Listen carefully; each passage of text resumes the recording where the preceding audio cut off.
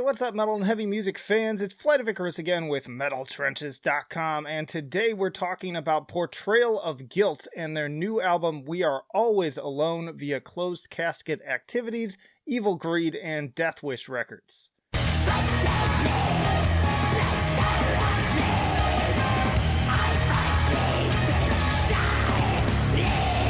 And hey, if you like to be kept up to date with the best and brightest metal bands and albums from the underground and above, then stick with me by hitting that subscribe button down below. Now, for whatever reason, I struggled initially with what genre to tag these guys when I heard their previous material.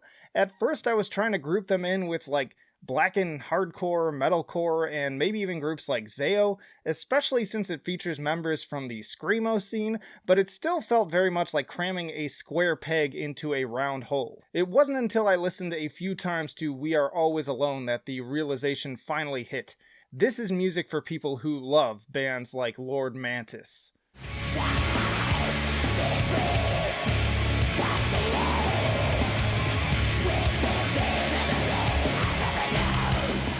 This album takes all of the things I love about albums like Death Mask, from the filthy, sludgy grooves and phlegmy vocal delivery to the sudden pace changes, and intertwines them into a demented, carnival-esque aesthetic that is absolutely twisted. And speaking of the pace changes, for a less than 30-minute album, it really is impressive in terms of the level of dynamics on display, and often even within the same song. Take Masochistic Oath, for example. This one has parts that are just straight up blast beat ridden black metal.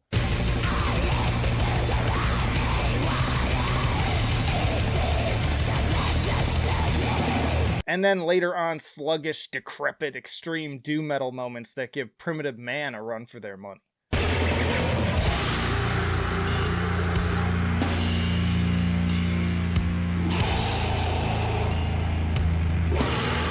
And there's also a lot of toying with ambient noise with creepy interludes that further add to the engaging soundscape and often also maintain a certain seamlessness between the tracks as well.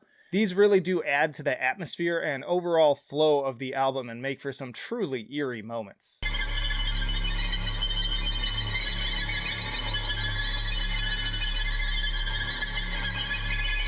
And as for the performances themselves, this is another case of every member in the band both shining bright on their own while also contributing to a much larger whole. First off, I've already mentioned the vocals. Matt King is an absolute monster on this record, belting out an unbridled stream of pure vitriol. I feel like I can hear him literally shedding layers of his own throat with each sickening snarl, with a delivery that reminds me quite a bit of Lord Mantis' Charlie Fell, Skeleton Witch's Chance Garnett, and Indian's Dylan O'Toole. Quite frankly, it's fucking disgusting.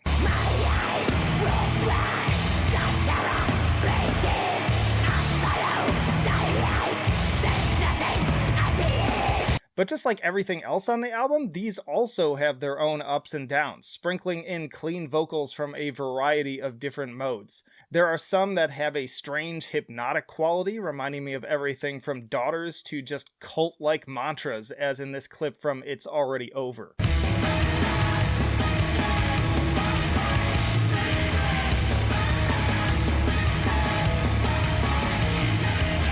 And other times they are more haunting and mournful, even kind of shoegazy, as with the latter half of My Immolation.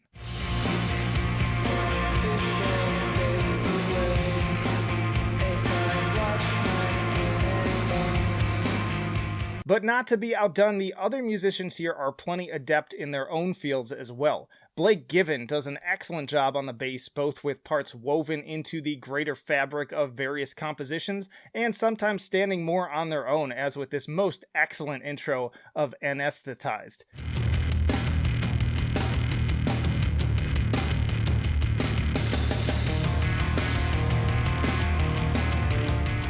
And as you might have also noticed in that same clip, the drumming on this album is quite stellar. James Beveridge absolutely tears the kit apart on certain portions of this album. He throws in some fills that sound absolutely catastrophic, especially in how the band as a whole incorporates them into the overall songwriting. Once more, Anesthetized is arguably the best and my favorite example of this a little further into the song.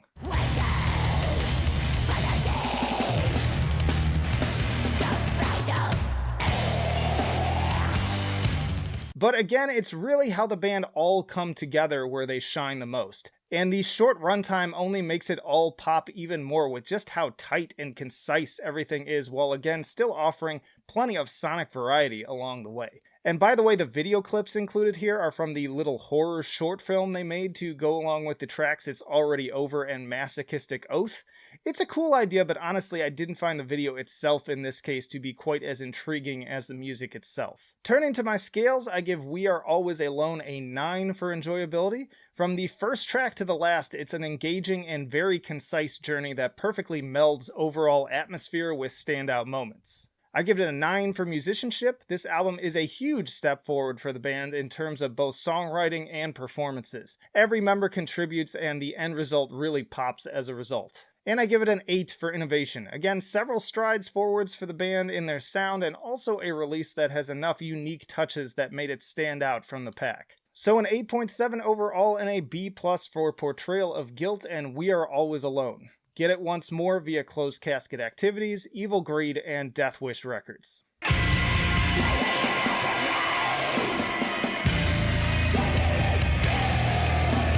Y'all, thanks as always for watching, and as always, let me know down in the comments what did you think of this album. And hey, we're starting 2021. What's your favorite metal album of the year so far? And of course, stick around because I got plenty more videos coming right after this one. Also, tier lists, interviews with bands on the podcast. Again, plenty of reasons to subscribe if you have not already. But that'll do it for now.